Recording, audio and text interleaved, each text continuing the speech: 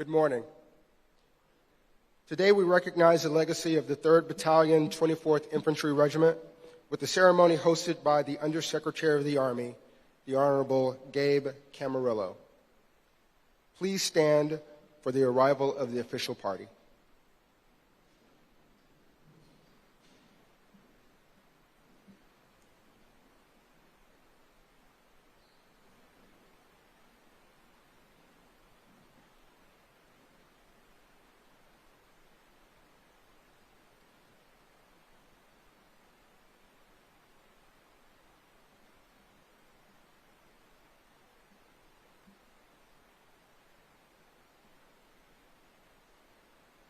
Now we'll have the posting of the colors. Please remain standing for the singing of the national anthem by First Sergeant Sammy Lewis from Fort Sam's own Army Band, and remain standing for the invocation to be delivered by Chaplain Colonel Monica Lawson.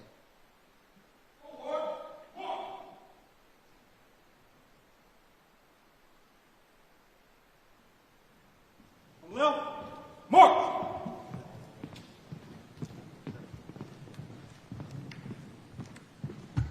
March now! March! Move! Off! Left! Face! Present! On! Oh, can you see by the dawn's early light what so proudly we hailed at the twilight's last gleaming, whose broad stripes and bright stars through the perilous fight o'er the ramparts we watched were so gallantly streaming. And the rockets' red glare, the bombs bursting in air, gave proof through the night that our flag was still there.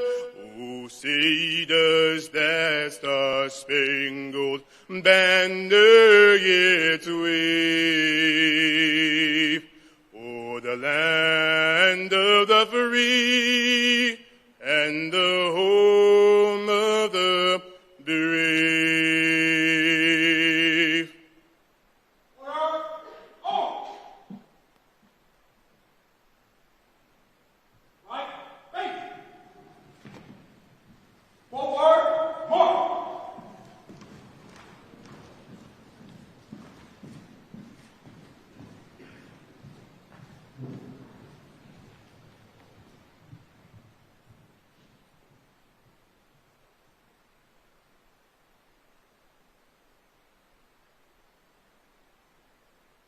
I invite you to pray in your faith tradition as I pray in mine. Let us pray. Eternal and all-wise God, we thank you for your presence this morning in this sacred space as we honor the legacy of the soldiers of the 3rd Battalion, 24th Infantry Regiment. We take time today, O God, to shine light on a very dark time in our nation's history. We take time today, O God, to reflect, to recognize, and remember the lives that were impacted by this tragedy. We take time today, O God, to call their names and remember the cost of their service, a service that was not in vain.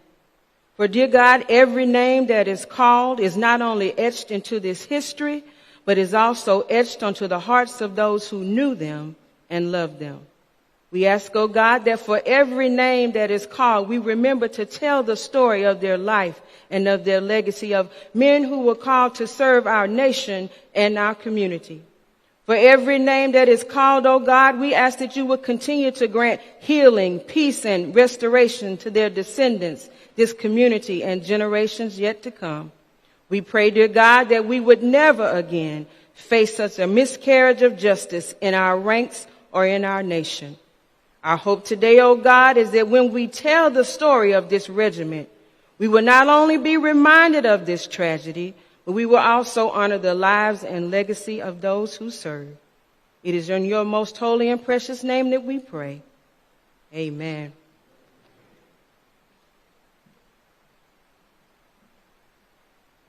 Please be seated.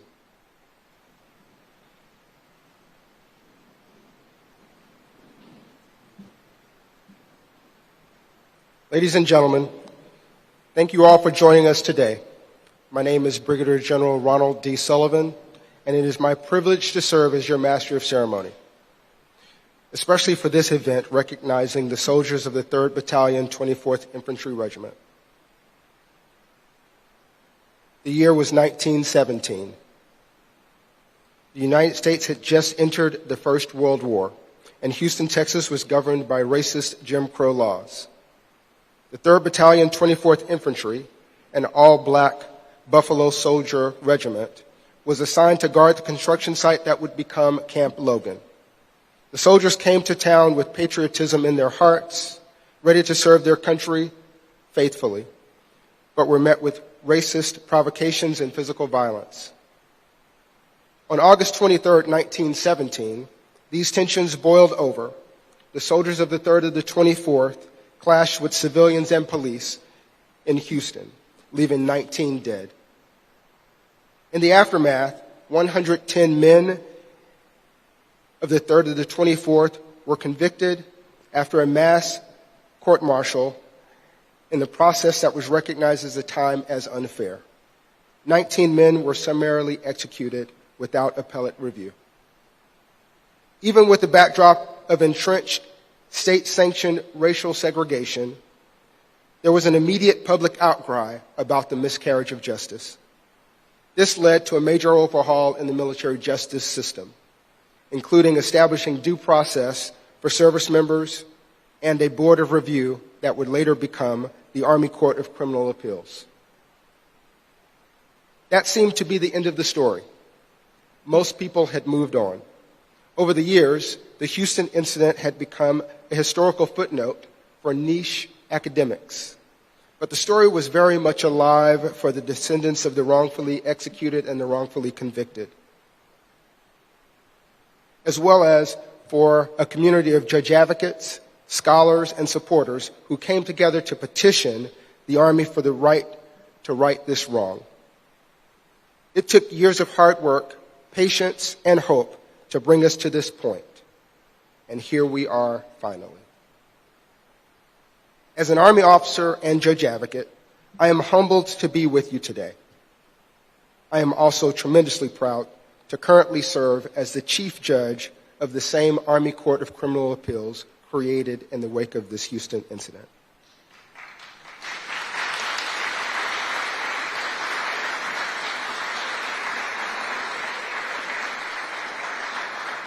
Our court serves to ensure that what happened in Houston in 1917 will never be repeated. We are honored to be joined today by our distinguished guest. Here to speak with us today are our host, the Honorable Gabe Camarillo, Undersecretary for the Army, Representative Al Green, Congressman for the 9th District of Texas, and the Honorable Matthew Quinn, Undersecretary for Memorial Affairs for the Department of Veterans Affairs. We're also joined by Representative Sheila Jackson Lee from the 18th Congressional District of Texas, members of the Texas House, Sean Thierry, District of Texas 146, and J.C. Jetton, District 26, Houston City Council member Abby Kamen, District C, and other representatives from federal, state, and local levels of government. From the Army, we welcome the Honorable Carrie Ritchie, General Counsel for the Army, General Retired Vincent Brooks, other general officers, members of the senior service, executive service, sergeants major, and other leaders. Professor Angela Holder, the great niece of Corporal Jesse Moore, Mr. Jason Holt, the great nephew of Private First Class Thomas C. Hawkins, Mr. Charles Anderson, great-nephew of Sergeant William Nesbitt, who is tuning in with us via live stream. He is represented in this room by his nephew and Sergeant Nesbitt's great-great-cousin, Lieutenant Colonel retired Anthony Thompson. Would also like to recognize Miss Sandra Heitman, the great-granddaughter of police officer Ira Rainey, who was killed in the Houston incident. Ms. Heitman has been a steadfast advocate for the descendants in their pursuit of justice. Please give them all a round of applause.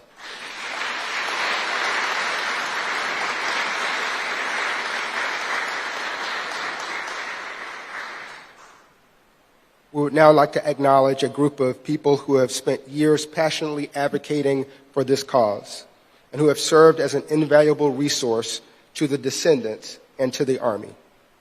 Professor Jeff Korn, whose research in the Houston incident was pivotal to supporting the Army's review.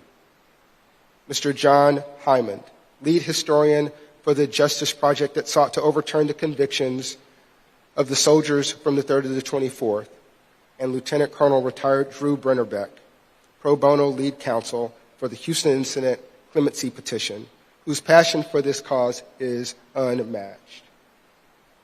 This group had supporters who are represented here today as well, including the National Association for the Advancement of Colored People, also known as the NAACP, the South Texas College of Law, a contingent of retired general officers and flag officers, the National Panhellenic Council, and so many more.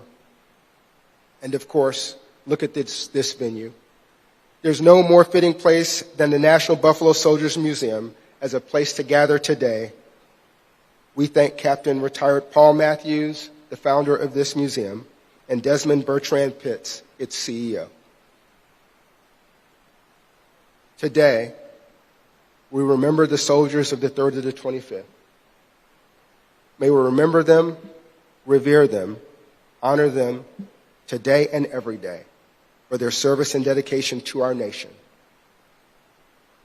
They were Sergeant William C. Nesbitt, Corporal Charles W. Baltimore, Corporal Larnon J. Brown, Corporal Earl Clowers, Corporal John Getter, Corporal Robert B. Jones, Corporal James Ball Moore, Corporal James H. Mitchell, Corporal Robert Tillman, Corporal Quiller Walker, Corporal John Washington, Corporal James Wheatley,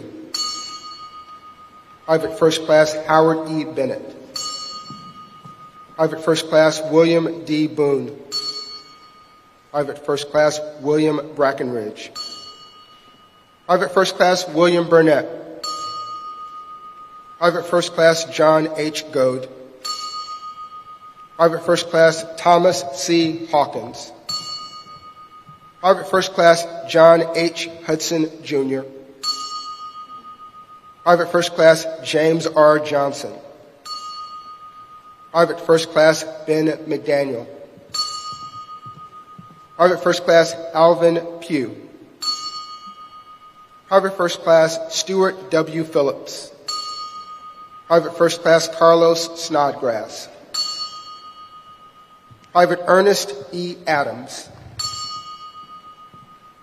Private John Adams, Private Wash Adams, Private Grant Anderson, Private Fred Avery, Private Charlie Banks, Private Tom Bass,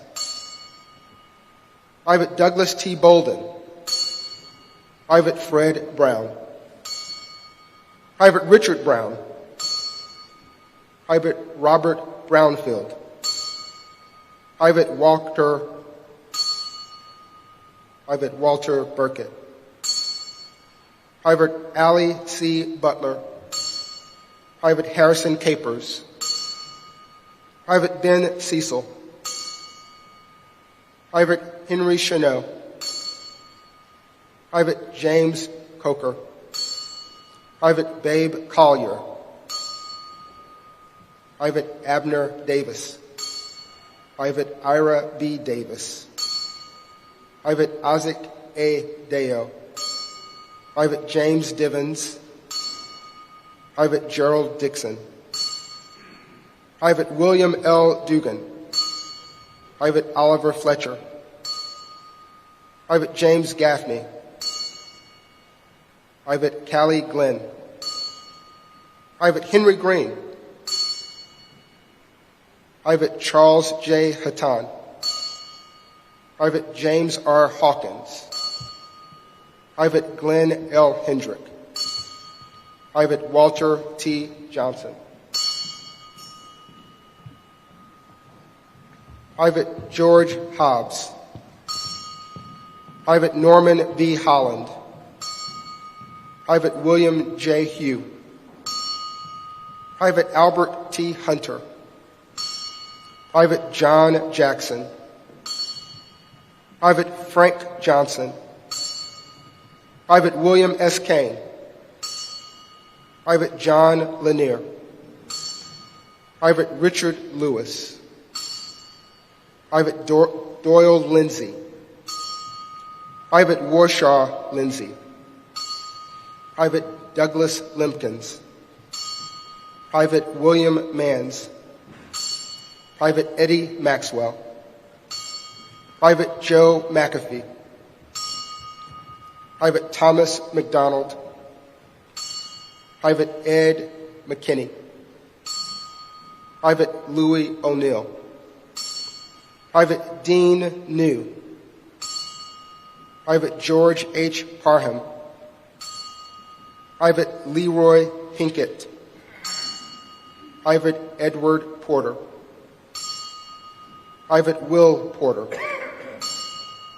Private Harry Richardson, Private Luther Rucker, Private Roy Tyler, Private Thomas Jackson, Private Pat McWhorter,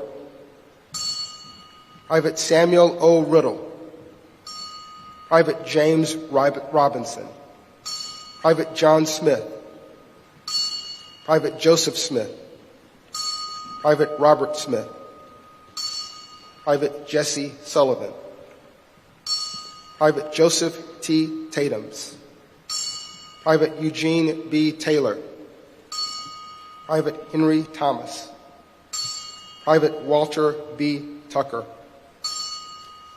Private Hezekiah Turner,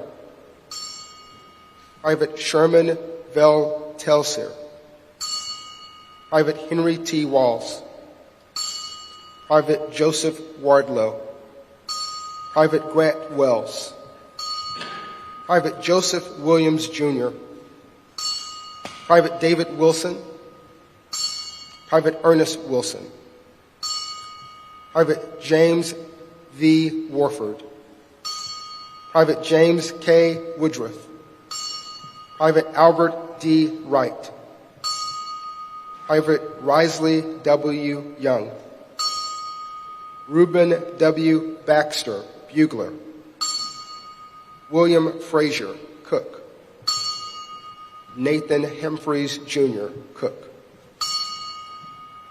Please take a moment of silence with us, and it will be followed by the singing of Amazing Grace by Staff Sergeant Kayla Winslow from Fort Sam's own Army Band.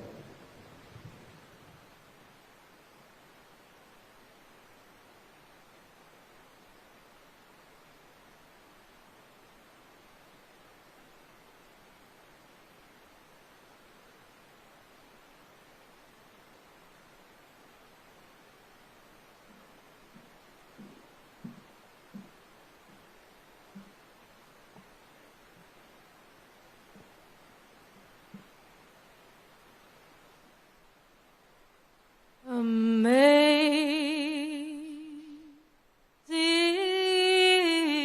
grace, how sweet the sound that saved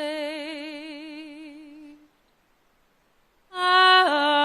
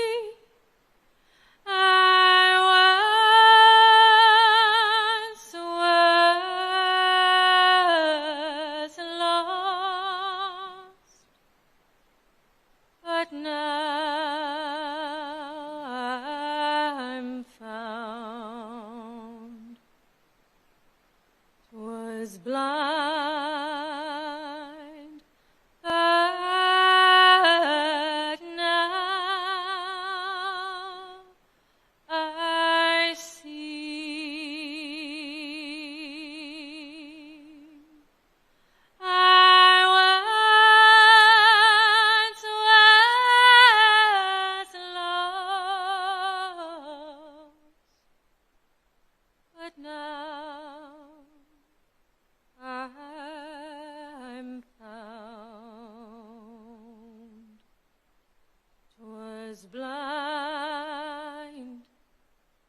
but now I see.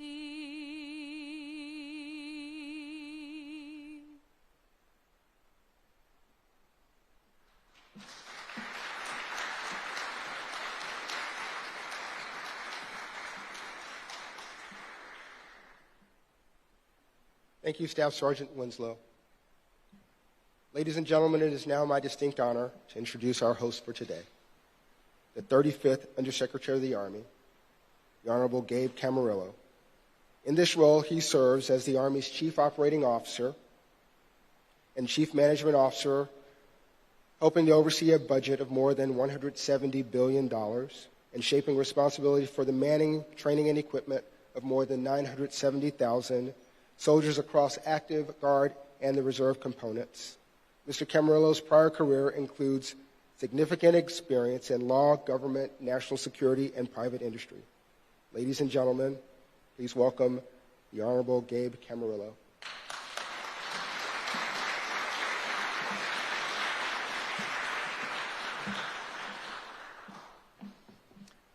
Good morning. It really is a special honor to be here with all of you today. I want to first begin by thanking the City of Houston, Undersecretary Matt Quinn, my friend, Congressman Al Green, Congresswoman Jackson Lee, the Buffalo Soldier National Museum for hosting and participating in this truly special occasion. On behalf of the United States Army, I want to first also welcome the family members and the descendants of the soldiers of the 3rd Battalion, 24th Infantry Regiment, NAACP leaders, students, and faculty of the South Texas College of Law, petitioners, state representatives Jetton and Theory, Houston City Council member Kamen, and so many others who have kept alive the stories of 324 soldiers and the injustices that they have suffered. Now, as Undersecretary of the Army, I have the distinct privilege of helping to lead the greatest land force the world has ever known. And one of the things that truly makes the Army so great is that we are a learning institution. Whether it's how we organize, how we fight, or how we take care of our people, the Army has worked very hard throughout its history to acknowledge mistakes and to correct them to become a better institution. It's that ongoing process of learning and of growth that brings us here today. Now, most of you already know the story of the 3rd Battalion, 24th Infantry Regiment. Part of the Buffalo Soldiers, the 24th was formed in 1866 in the immediate aftermath of the Civil War. Soldiers of the 24th served on the battlefields in Cuba, in Mexico, and in the Philippines, and with their own hands helped to build the American West. Even as they faced discrimination from their own country, they fought very hard to protect it. The regiment's 3rd Battalion was assigned to Camp Logan at a time when racial tensions were on the rise nationwide. And on the night of August 23rd, 1917, those tensions exploded in Houston. Racially motivated incidents, rumors, threats spurred a group of more than 100 black soldiers to seize weapons and leave camp, thinking that they were marching in their own self-defense. And in the hours that followed, blood was shed. Innocent lives were lost. And months later, represented by only a single officer who was not even yet an attorney, the accused soldiers of 324 stood trial. After 29 days in session, it took a court only 2 days of deliberation to to deliver the first of 58 convictions. And less than 24 hours after a short internal review of the verdicts concluded, 13 soldiers were hanged. It was the largest mass execution of American soldiers ever carried out by the Army. And by September of 1918, 52 additional convictions and 6 more executions would follow. Even then, the Army recognized the grave injustices that it had perpetrated on its own soldiers.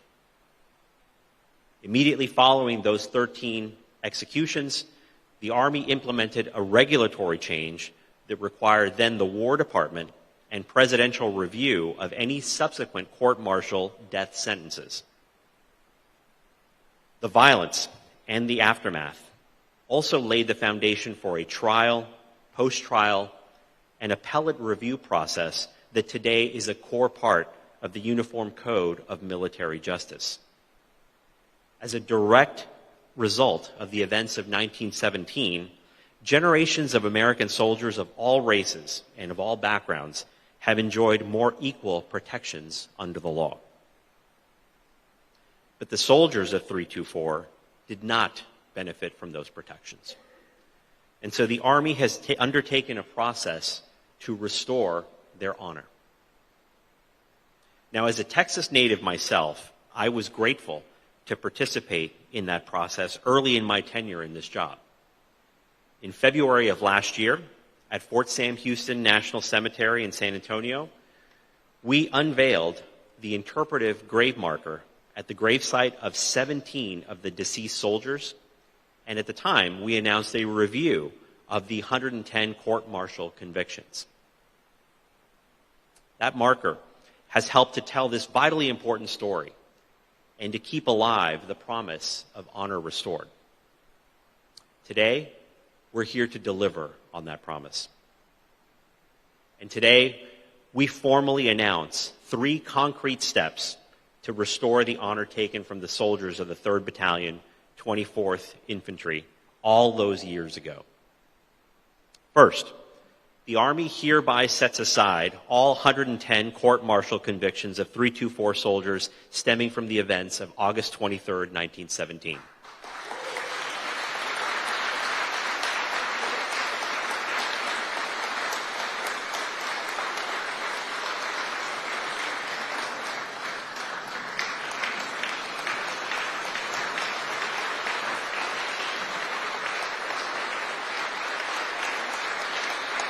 Thank you. And second, we direct the correction of military records to show honorable discharge for the 95 soldiers of 324 not restored to duty.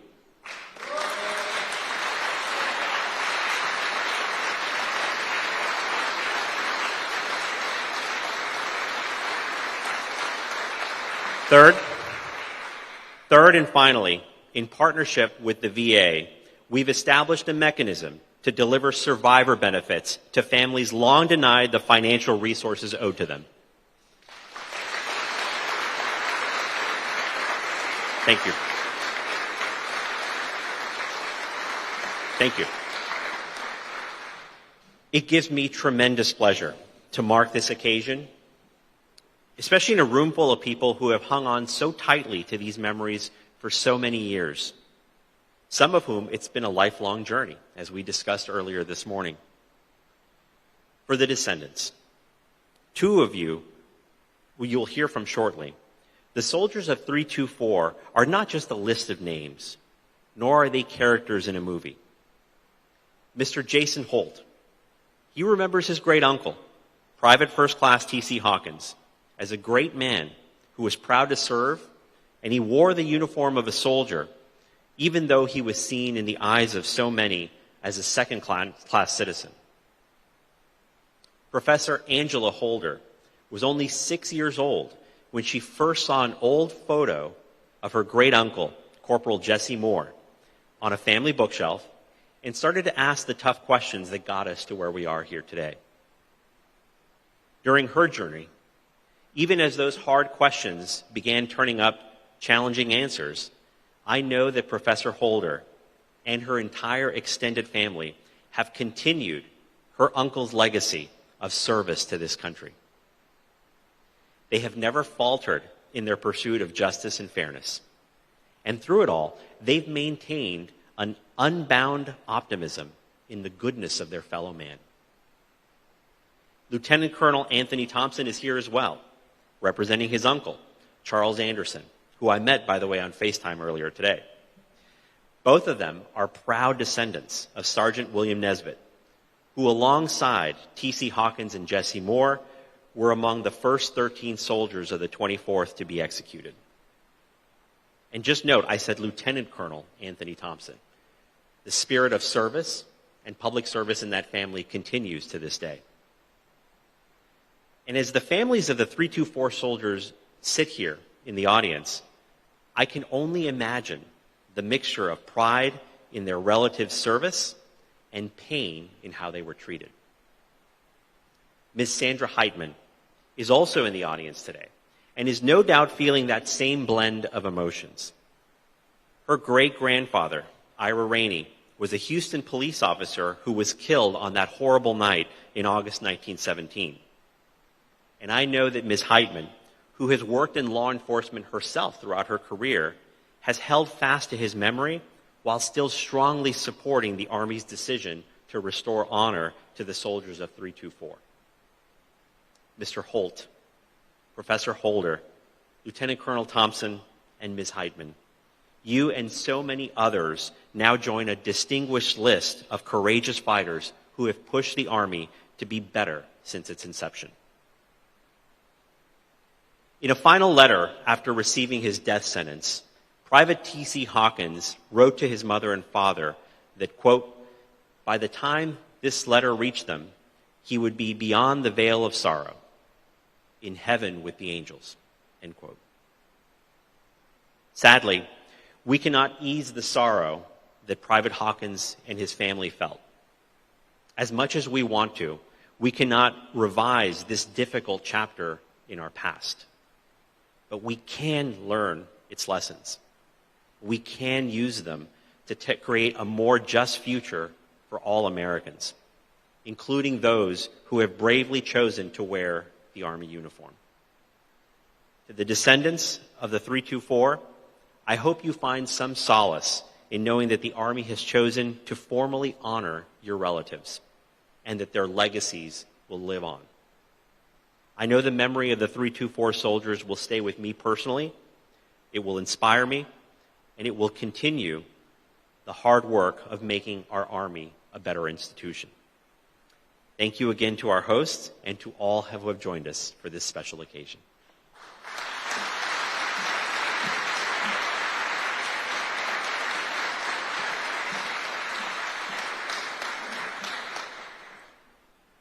Thank you, Mr. Camarillo.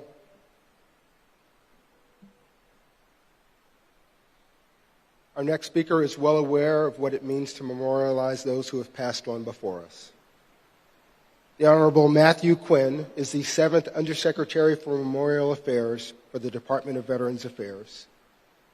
He leads 155 Veterans Affairs national cemeteries and 122 grant-funded state and tribal veterans cemeteries in providing a dignified burial in national shrines for veterans and eligible family members. He is a retired Major General, having served nearly 37 years in the Army and the Army National Guard. Ladies and gentlemen, the Undersecretary of Memorial Affairs, the Honorable Matthew Quinn.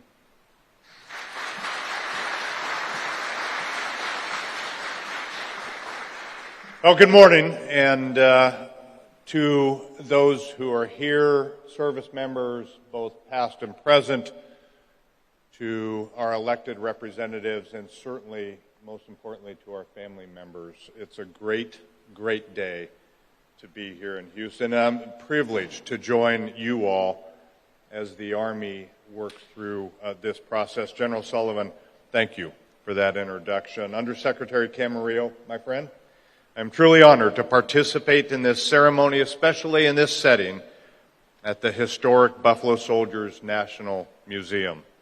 And thank you, sir, for reiterating the Army values. As someone who wore the Army uniform for nearly 37 years, I lived by the Army values throughout my military career, and I continue to live by those values. I am a soldier for life. Looking through the lens of the Army values, upgrading these discharges is the best choice, really the only choice for today's Army. I am proud to be an Army veteran, even more so today. Secretary Wormuth deserves great credit for thoroughly reviewing the available evidence in this matter and for doing everything possible to right the wrong of the past for these veterans. While we cannot go back in time to change the past, from today on, we have an obligation to correct the record. Not only should we recognize the dedicated service of these Buffalo soldiers, we must restore and preserve their legacies in perpetuity, and that is the role of the VA's National Cemetery Administration. We at NCA honor veterans with final resting places in national shrines and with lasting tributes that commemorate their service and sacrifice to our nation. Fort Sam Houston National Cemetery near San Antonio is the final resting place for 17 of the executed Buffalo soldiers we are honoring today. They have been interred there for more than a century, but their historical headstones make no mention of their Army service. As was the practice at the time, the information inscribed on their headstones was minimal due to their convictions. Now, with the Army setting aside these convictions and upgrading the discharges, NCA is ready to correctly acknowledge and memorialize their service to our nation, and if desired, to provide new headstones with the same amount of information that every veteran is entitled to.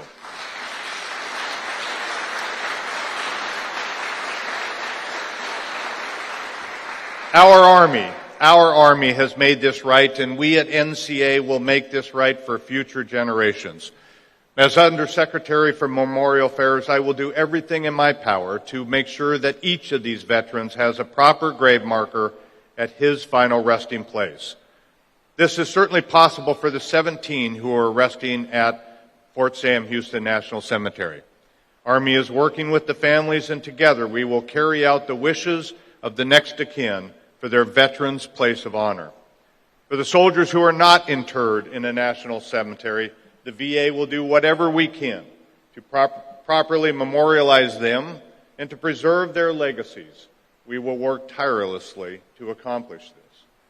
While we cannot go back and change the past 106 years, from today on, we can provide a platform to allow their descendants, their supporters, anyone here today, and all Americans to post tributes and mementos for the current generation and future generations to honor the service and sacrifice of these soldiers. Let me say again, these soldiers who served their country. Our Veterans Legacy Memorial, or VLM, is NCA's online platform to recognize and preserve the legacies of veterans.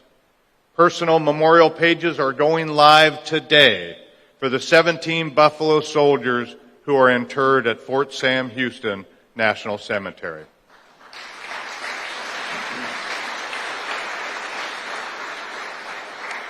By using VLM, family members, veterans, current soldiers, and any other supporter can now post tributes and mementos to recognize the service of these veterans, to help restore and preserve their legacies. When you have a chance, please go to va.gov/remember, va.gov/remember, and look up the VLM pages of any of the 17 of these veterans resting at Fort Sam Houston National Cemetery. Post a brief tribute, even something as simple as "Thank you for your service, soldier." Any gesture like this helps keep their legacies alive. Furthermore, those of us who know their story have an obligation to tell their story.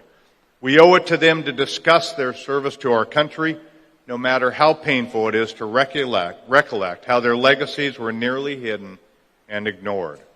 We should tell their story, so we can ensure this dark period of our history is not forgotten, to make sure they and their service are not forgotten. This is why we are here today and why VLM was created. As a nation, we must not forget the past, just as we must never forget those who have served and sacrificed for our country. Saying their names and telling their stories will help make sure future generations know of their service to our country. Again, Undersecretary Camarillo, thank you for inviting me to this ceremony.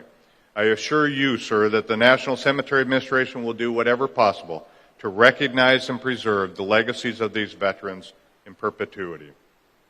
May God bless the soldiers we are here to honor today, their families, all veterans, and all service women and men currently serving our great country, and may God continue to bless our United States of America. Thank you.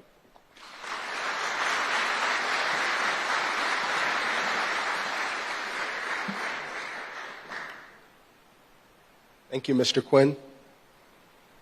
Our next speaker is the Honorable Al Green, representative for the 9th District of Texas. Congressman Green is in his 10th term as U.S. in the House of Representatives. Representing the 9th Congressional District of Texas, he is a member of the House Committee on Homeland Security and serves as the chair of the Financial Services Subcommittee on Oversight and Investigations. Throughout his 18-year career in Congress, he has been known for his unwavering advocacy for those in the streets of life, the less fortunate, the marginalized, and those whose voices too often go unheard. Ladies and gentlemen, Congressman Al Green.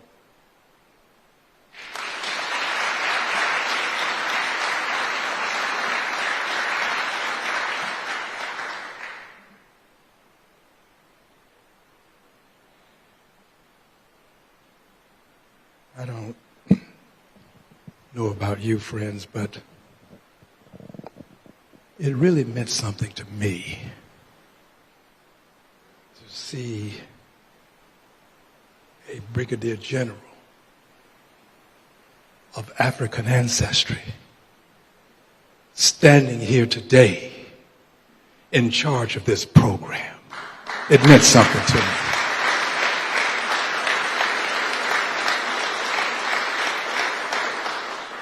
And I'm going to fight back the tears to give this message. But General, Brigadier General, you stand on a lot of shoulders, but you stood tall today. Thank you again for your service. Thank you. I cannot but tell you that when the Undersecretary Camarillo made his announcement about the honorable discharges being restored or granted, and that the descendants would get benefits. I don't know about you, but I had tears to well in my eyes, knowing that long though it may be, the arc of the moral universe still bends toward justice.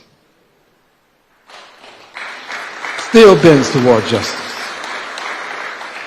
Thank you for traversing some distance to do this.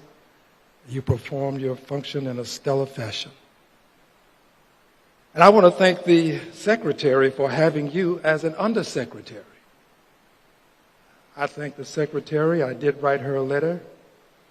Secretary Wormuth, and I asked that this be done. I'm not saying she responded to me because I know she responded to those descendants, but I want to thank her for having you. And I also want to thank the President of the United States of America, Joe Biden, for appointing her. She had the call. It was her call to make. President put her in the position to make that call. This is not politics. This is just being grateful to people who made a difference. So let's give them a hand again, please. Those who made a difference. Now, I cannot do this without mentioning Clyde Lemon. He's an attorney here locally. He's seated here. Clyde is a person who was persistent with the Houston NAACP under the leadership of the Bishop James Dixon. I don't see the bishop, but I talked to him this morning. He told me he had a heavy schedule. But they teamed up, and they were over at South Texas College of Law. I was there for the ceremony that took place, and they made a hue and cry. That hue and cry made its way to the national NAACP, which passed a resolution.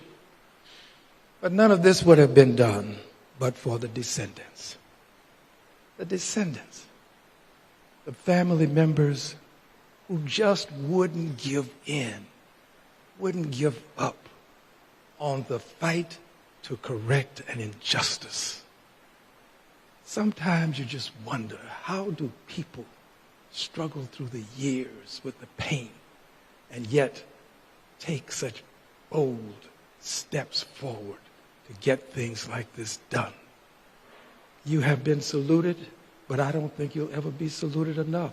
So I salute you and thank you for what you did with your persistence. And finally, before my statement, I want to mention at least one family member because I presented her a certificate. Ms. Holder, thank you for being so kind as to retain the certificate of congressional recognition presented to you. And finally, the Buffalo Soldiers. Friends, this is more than brick and mortar. It's a great place to have an event, but it really is the soul and the heart of the Buffalo Soldiers. Buffalo Soldiers, could you just please, those of you who are associated with this institution, stand up. You deserve an expression of appreciation. The Buffalo Soldiers. Thank you. Thank you. Thank you for what you've done. Thank you for being in uniform. Thank you. Now, friends, ladies and gentlemen, honored guests, members of the armed forces and family members. In 1917, in the midst of a world at war, our nation bore witness to a great travesty, a tragedy that has taken over a century to address. Today, as we gather to acknowledge and rectify an injustice, we must first reflect, as has been done by others before me, but reflect on the imperfections of our past. This injustice involved the convictions of 110 soldiers, the names, all of whom were recognized today by General Sullivan. After a flawed investigation and a flawed trial, this all happened after the Camp Logan riots, as they were called. Many of these men, defenders of our nation, were denied the very principles of justice that this great nation was founded upon. And they were endeavoring to protect those very principles of justice. These soldiers deserved a fair trial, a genuine investigation, and most importantly, the respect and dignity of their roles as servicemen. In their haste and prejudice, the enforcers of our justice system failed them. However, in contrast to that fact, we are here today. And the fact that we are here is a testament to the resiliency of our justice system, to the enduring spirit of truth, and to the fact that we can admit our wrongs and strive to right them. Our journey as a nation has too often been one of transgressions committed, acknowledgments made, atonement required, and enlightenment realized. We have moved from a deeply divided society governed by the inhumanity of prejudice to occasions such as today's, wherein the very institution that was once the perpetrator of an injustice seeks to redress its wrongs. Yet, while we commemorate this momentous occasion, wherein we have literally bent the arc of the moral universe toward justice, we cannot rest on our laurels. The painful truth is that the story of the 110 black soldiers is a stark reminder of the racial prejudices that men and women of color continue to face. Whether it's in the streets, in the boardrooms, or even in the hallowed halls of justice, there is still ample empirical evidence to show that treatment and advancement in our country is much too often dependent upon the color of skin and not the content of character within. We must ensure this is our mission. We must ensure this is our goal. We must ensure this is our calling. We must ensure that the sacrifice and the suffering of the black soldiers of the 24th Infantry Regiment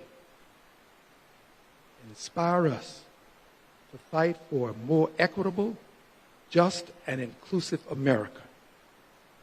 Let us challenge ourselves to do more, to be more, and to strive more for an America where every citizen, regardless of their race, their religion, their creed, is treated with dignity, respect, and fairness.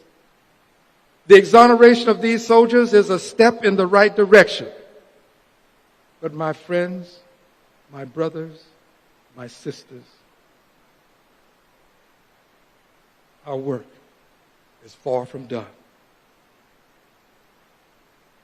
I am honored to represent you in the Congress of the United States of America. And I want you to know that in spite of all of these injustices, I still love my country. I love it. I love my country because of what it says in the Pledge of Allegiance: liberty and justice for all.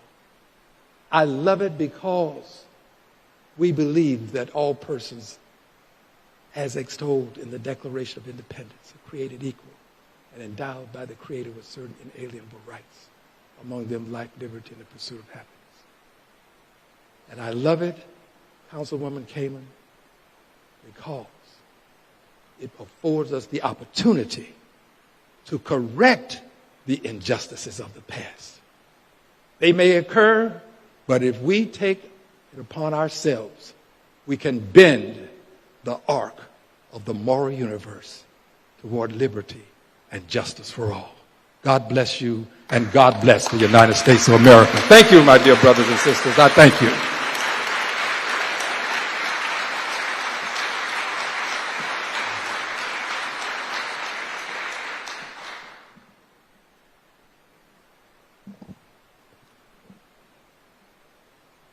Thank you, Congressman Green. Our next speaker is not only a professor of American history who has dedicated her life to this initiative, but she is also the great niece of Corporal Jesse Moore, India Company, 3rd Battalion, 24th Infantry Regiment. Professor Holder completed her undergraduate studies at Louisiana State University, where she received a Bachelor of Science in Social Sciences and earned her Masters of Arts in Social Science from Southern University. She also has a Master's in Arts in History from the University of Houston. Professor Holder is the curator of the Camp Logan Mutiny in 1917 exhibit here on display at the Buffalo Soldiers Museum. Ladies and gentlemen, Professor Angela Holder.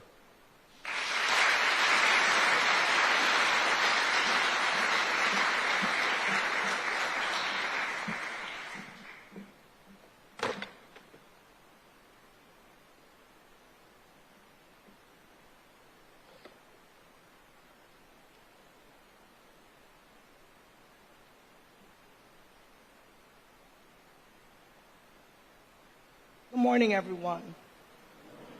Giving honor to God, I stand before you humbled, yet proud of the occasion for which we are gathered today. My strong Pentecostal great aunt Lovey expects me to greet you in this manner, and I do not want to disappoint her. It is because of her that a 6-year-old child took up the cause to work on behalf of her brother, Corporal Jesse Ball Moore. I ask for your indulgence as I have 2 messages to deliver. One from my heavenly imagination of what Aunt Lovey would say to you today, and myself. My Aunt Lovey. Good morning, everyone.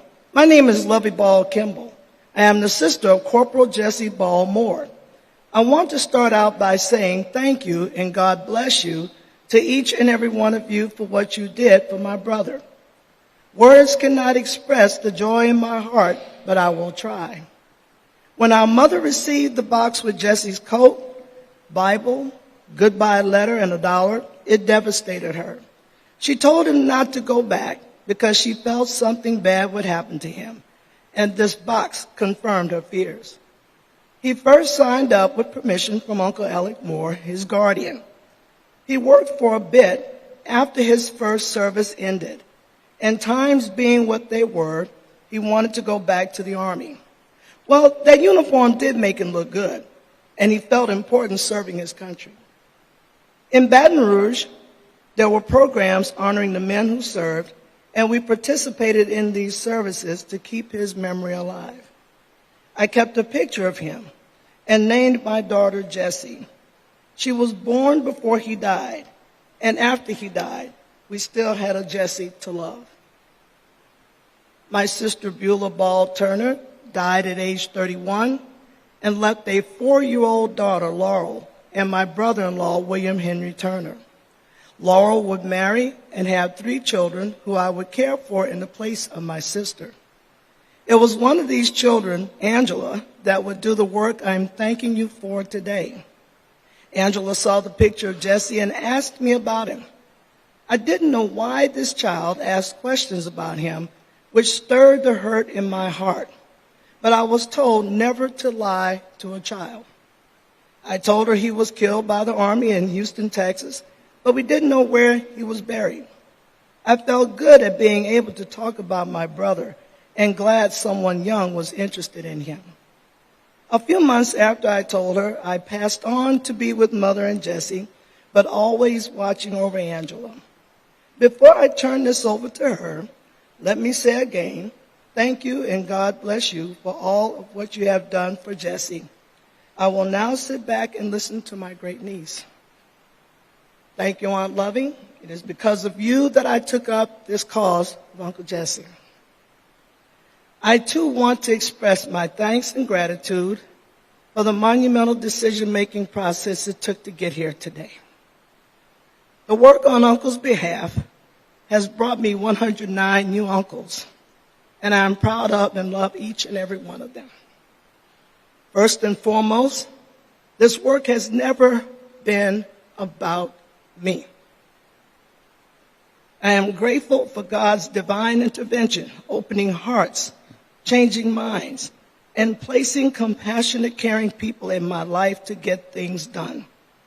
Not only here, but for 3 other soldiers affected by August 23rd, 1917. Sergeant Vida Henry, Private Bryant Watson, and Private Wally Strong, as of August 23rd, 2017, now have tombstones after 100 years without them. James Hedge and Phil Krause of the VA worked with Captain Matthews and I on their behalf regarding their burials in Houston. To all who are responsible, thank you for helping a 6-year-old Baton Rouge child keep her promise to her aunt to find her brother and bring peace to his soul. Before I take my seat, I would like to tell you of Uncle Joseph Ball Sr., who went to Washington, D.C. in 1963 to get information on his older brother. There was no Freedom of Information Act in place at that time. I found his older brother in 1987, 2 years after he joined the Heavenly Gathering in 1985. I know they are celebrating this day, as is the Ball family. Today, family, we stand a little taller, and our tears are more joyous than sad. Help me to send a hello to United States Army veteran Charles Robert Anderson. Health matters did not allow him to be here, but he is the descendant of Sergeant William Nesbitt, for whom the first trial was named. He has not forgotten Chuck, and neither are you. Continue getting well, and see you in San Antonio. He is most ably represented today by his nephew, who pulled a big surprise. Lieutenant Colonel Thompson, please stand, sir.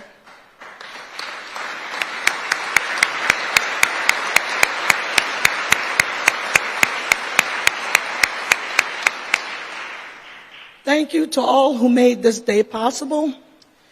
I am very grateful, and as I said earlier, I'm very humbled and very proud of what was done. And thank you again on behalf of my family. God bless.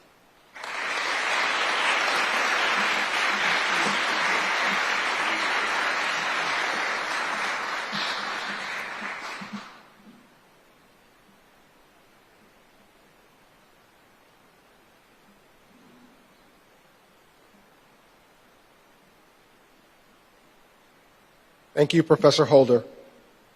Our final speaker is a descendant of Private First Class Thomas Hawkins, and like Professor Holder, has dedicated time, resources, and energy into clearing his uncle's name. Jason Holt is a seasoned attorney with more than 2 decades of experience in local government, municipal corporations, turnaround strategy, litigation, and fiscal management. He draws his background navigating the political and economic challenges that arise throughout redevelopment processes to assist municipalities and developers in drafting and negotiating redevelopment plans and agreements, also known as plot agreements, as well as tax appeals and tax exemptions. Ladies and gentlemen, Mr. Jason Holt.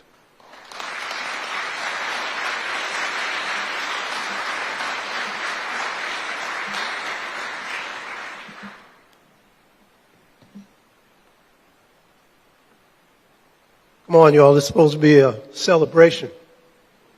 It's getting a little too heavy in here. And this flag, to my right, to your left, supposed to represent liberty, justice, freedom. Those are ideas. Those are philosophies. Those are values. And today, thanks to you all, we come closer to living up to those ideas and values. Wow, good rising. Greetings to you all. I want to thank the Buffalo Soldiers Museum, and particularly Captain Matthews, PJ, who believed in this project 20 plus years ago. 20 plus years ago. And very special greetings to the undersecretaries, congressmen, descendants, elected officials, dignitaries, and family members, and other distinguished guests. This historic decision is the subject of our gathering. It is the culmination of decades of work by many individuals and organizations like the NAACP, the National Bar Association, and newer organizations like the Memorial Park Conservancy, but many different lawyers and veterans and service members chipping away at the stone. But a very special thanks to Drew Brenner Beck. Drew, stand up so people know who you are.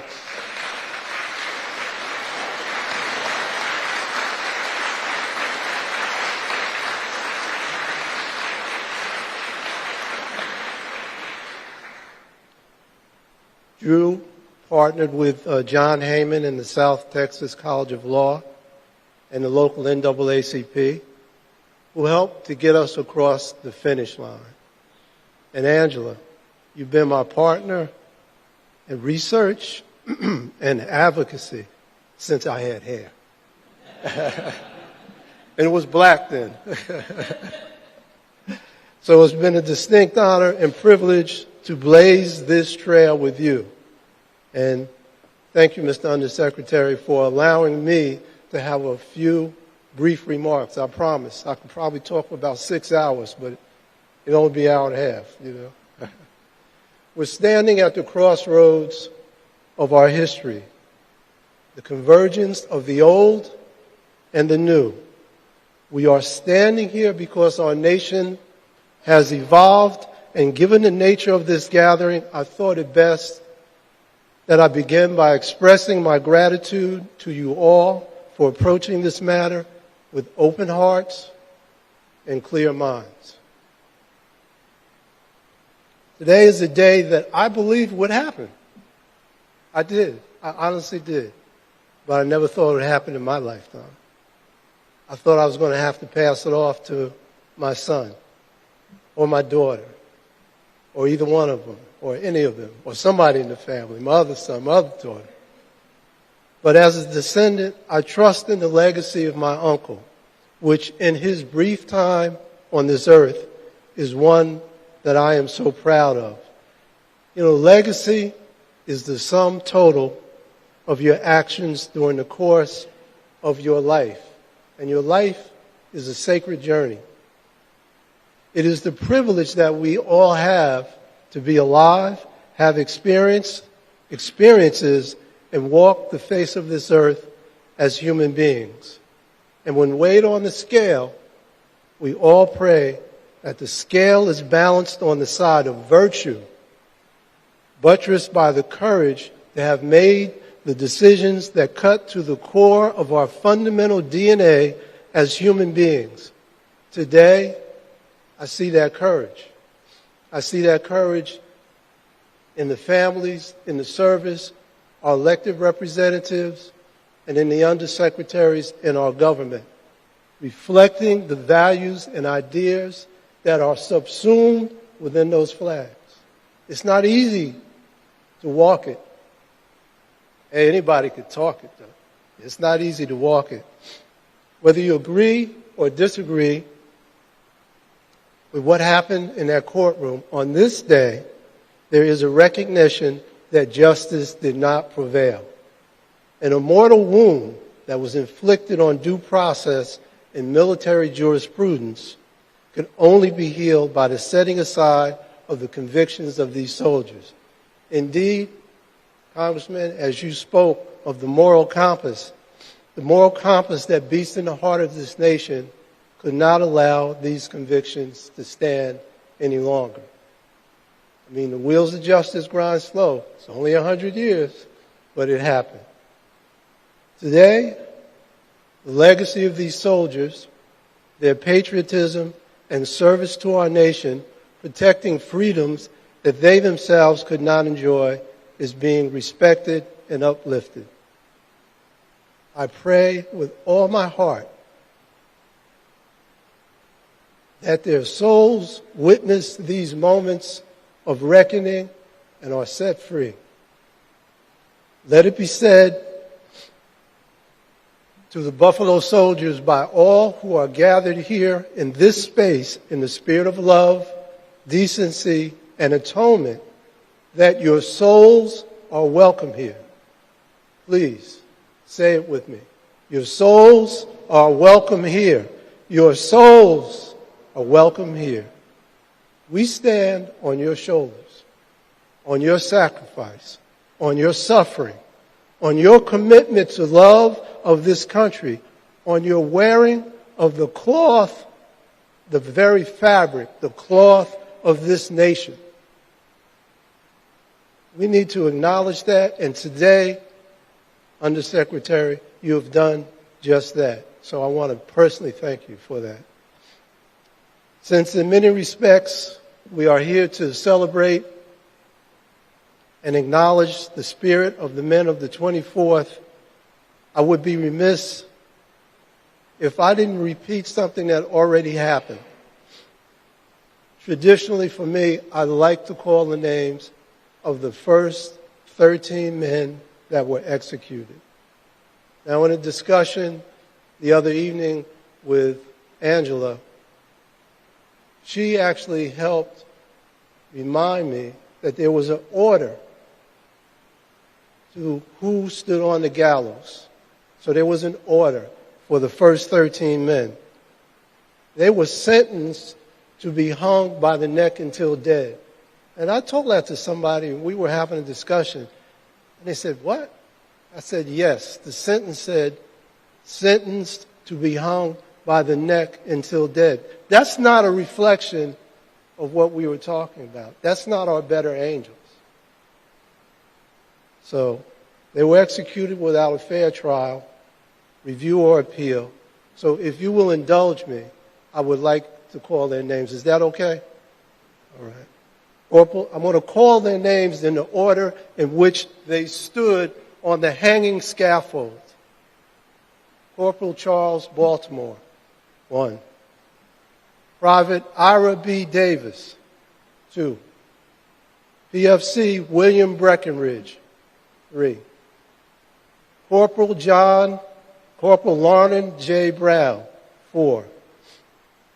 Private James Divins, 5. PFC Carlos Snodgrass, 6. Corporal Jesse Moore, 7. Corporal James Wheatley, 8. Private Pat McWhorter, 9. Sergeant William C. Nesbitt, 10. My uncle, PFC Thomas Coleman Hawkins, 11. Private Risley W. Young, 12. Private Frank Johnson, 13. From the families of those executed to all of you, nothing can replace what we lost. The worth of their lives is not found on a sheet of paper. Every human being has value, and forgetting that is the most grievous wrong. Taking their 20s, their 30s, their 40s, their 50s, and so on cannot be replaced. That is lost forever in the ultimate abyss of what if. But today is in truth a day of atonement. Congressman, you mentioned that. A day of atonement for the Jim Crow era South and legalized segregation. Today, a mortal blow has been dealt to the injustice of the master-slave relationship, such that 106 years later, the color of their skin was not a barrier to the fair dispensation of military jurisprudence. And we all here rejoice that their convictions were overturned and set aside. And having been a person who's done discharge upgrades, being given a coveted honorable discharge is particularly thrilling. What would T.C. Hawkins' mother and father say today? I think they will quote from his last letter, and the Undersecretary did the family an honor of actually quoting from it. The letter that he wrote just before he was hung. I think they would say, tell them that our boy died a strong Christian, a soldier with faith, and as he stepped onto the hanging scaffold with 12 other soldiers before their necks were snapped, he mocked death. Just as his trial mocked justice. He unequivocally declared in his letter, I fear not death. Did not Jesus ask, death where art thou sting? He continued, I am not guilty of the crime that I am accused of.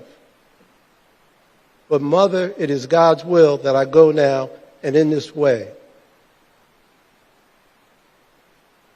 He made it clear that his faith could not be shaken, that you can take the body, but the spirit, the very essence of his life, shall continue on.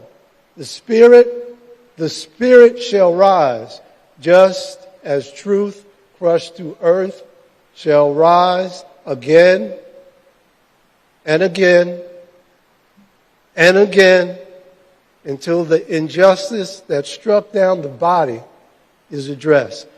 They would say that our boy was executed for crimes he did not commit, but he died with forgiveness in his heart. Who can replace the loss of a son to a mother?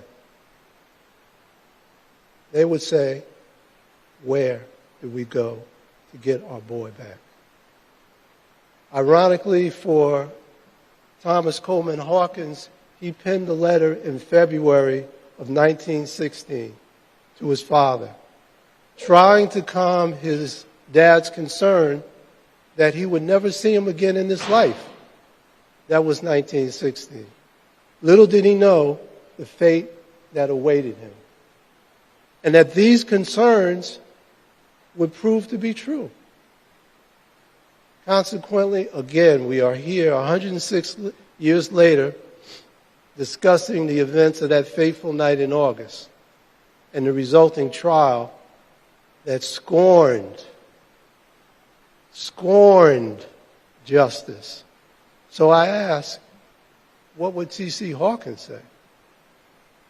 He would say, I lived in a time where a colored soldier, a veteran who fought for this country, had to go thirsty because the water barrel was marked for whites only.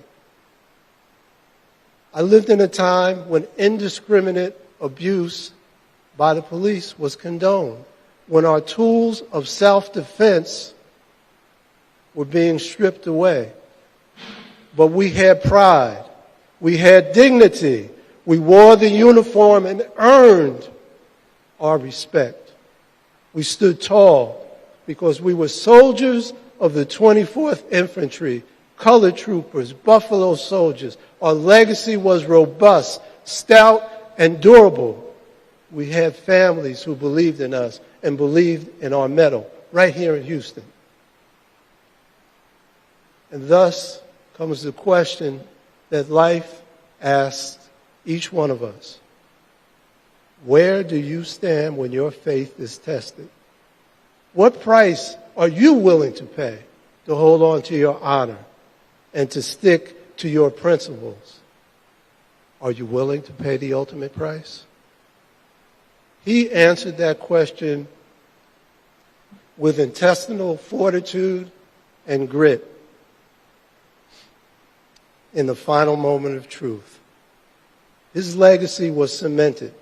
If you fear not death, what is it that you cannot accomplish in life?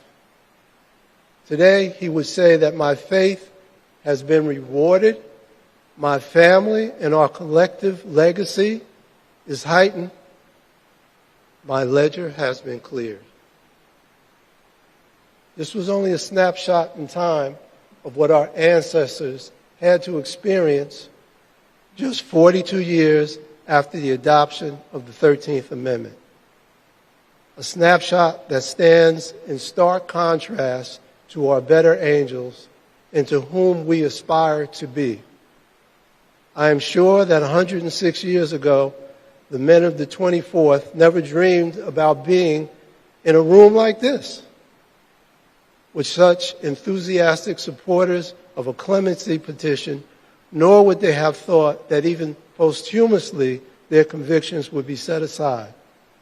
In fact, for the colored soldiers to be in an integrated room, eating, drinking, and socializing would have been unthinkable.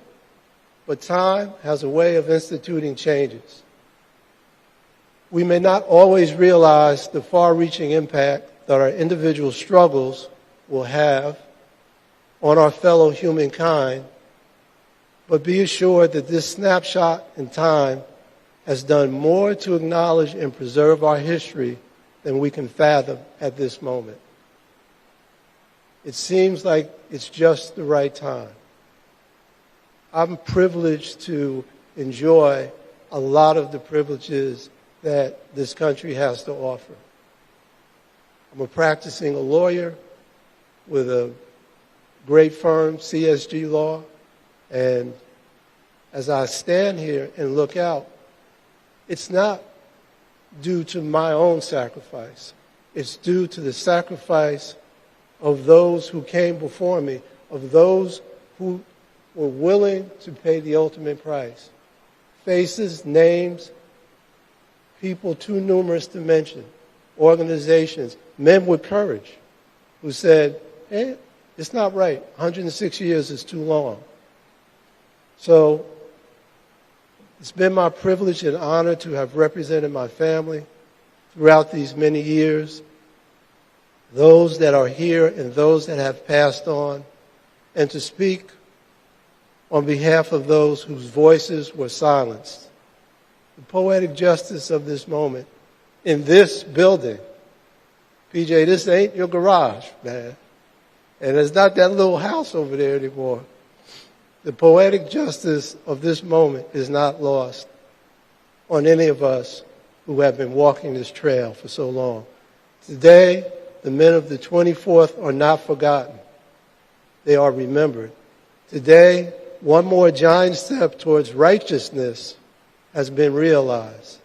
And there is no question that their souls are welcome here. So say it with me one more time.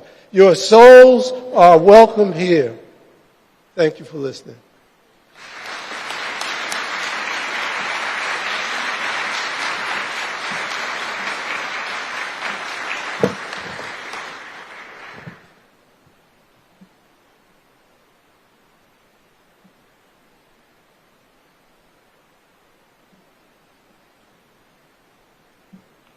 Thank you, Mr. Holt. On February 22nd, 2022, the Army and the Department of Veterans Affairs held a ceremony at Fort Sam Houston in San Antonio, Texas, to unveil an interpretive marker commemorating the soldiers of the 3rd of the 24th. I am thrilled that we will reveal an addition that will be made to that marker. If I can direct your attention to the screen, you will see the updated digital rendering of the changes that will be made to that plaque. In 3, 2, 1. The update reads, the Army reviewed the cases in 2023 and determined the widespread racism and the tensions that triggered the 1917 Houston riot pervaded the trial process for these soldiers, making their trials unfair. The Secretary of the Army set aside all convictions and directed the soldiers' records reflect honorable discharges. A ceremony honoring their legacy was held on November 13, 2023, at the Buffalo Soldiers National Museum in Houston, Texas.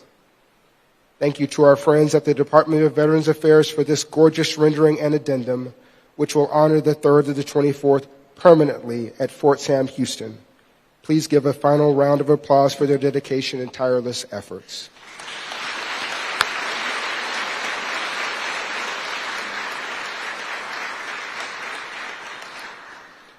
Ladies and gentlemen, please stand for the singing of Lift Every Voice and Sing by First Sergeant Lewis and Staff Sergeant Winslow. The words may be found in your program. And then remain standing for the benediction by Chaplain Monica Lawson.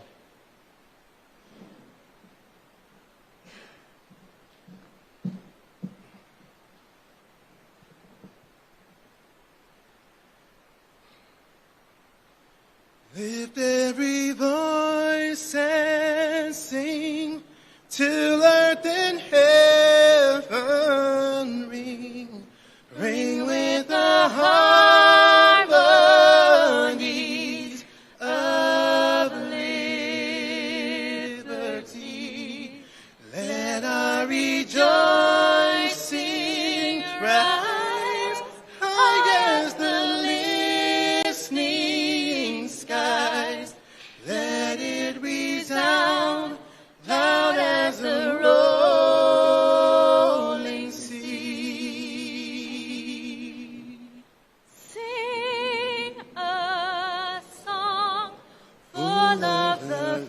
that the dark past has taught us. Sing a song full of the hope that the present has brought us.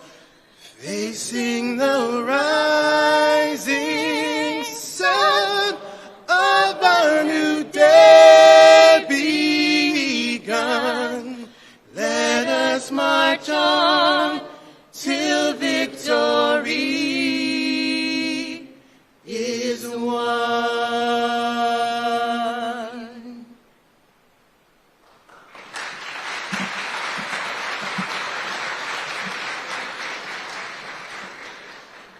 Ladies and gentlemen, this concludes today's ceremony.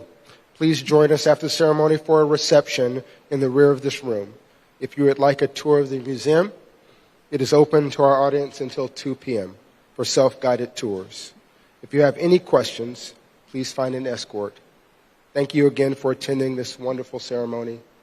Please enjoy the rest of your day.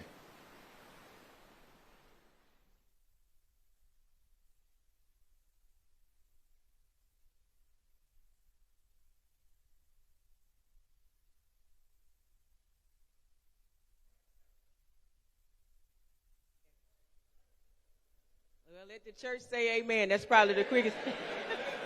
Amen. Let us pray. Most merciful God, as we prepare to leave from this place, help us to share the stories of those whose lives and legacies we remember.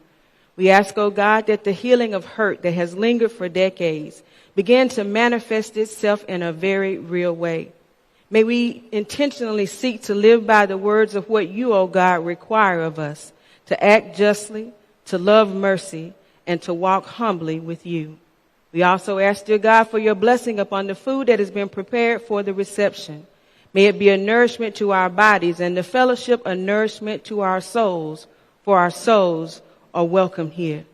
May your grace and your mercy follow us. May your light shine within us, and may your love and peace cover us as we depart from this place, but never your presence. This we ask in your most holy and precious name. Amen. You may now leave. Amen.